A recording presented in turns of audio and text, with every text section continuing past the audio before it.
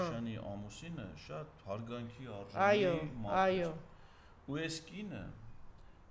ամուսնու մահից անմիջապես հետո սկսել է ամուսնուն խայտառակել մինչև հիմա։ Ամուսնու հիշատակը։ Իր ոճով այդ Ալբերտ Պետրոսյանն էր։ Զոհերի դագաղները դեռ դրված էին օպերայի եւ բալետի ակադեմիական թատրոնում, որպես հոգեհանգստյան արարողության կամ վերջին հրաժեշտի։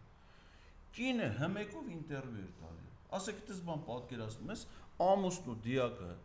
դրածը լինի, դեռ հուղարկավորություն չի եղել։ Իսկապես չեմ հիշում։ Ես առաջին անգամ իրան դեմ եմ։ Ու իրան ասեք, մինչև այդ ոչ մի բանով դասատու է եղել, ամուսին է պաշտոնյա եղել, դիրեկտոր նշանակի, այդ հանգամանքով պայմանավորված էլի։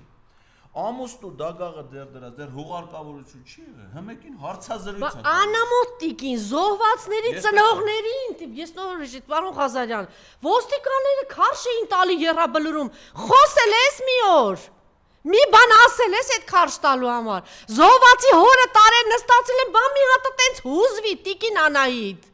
բա տենց հուզվի ասա ոնց կարելի է, զոհվածի մորը տարան նստացեցին, զոհվածի հայրը հիմա նստած է, բա մի հատ տենց հուզվի, տեսնենք այդ ոնց է ձեր հուզմունքը ոնց է արտահայտում, որտեղ որ հայրենիք կա, ցավ կա, վիշտ կա, բա մի հատ հուզվի,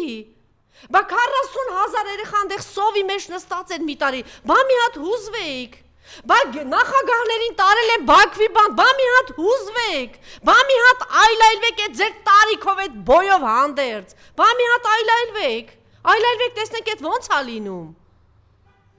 Սրբազաններ են տարել, փակել, եկեղեցու վրա են գնացել հարձակվել, քո երկրի ամենամեծ բարերարին, չկա պատմության մեջ Սամվել Կարապետյան, տարել են, փակել են, բա մի հատ հուզվեք, Քրքրքոյանի կրկնակի բարերարությունն է արել, կրկնակի գիտեք, ավելին կրկնակի չկա տենց գործարան, չկա տենց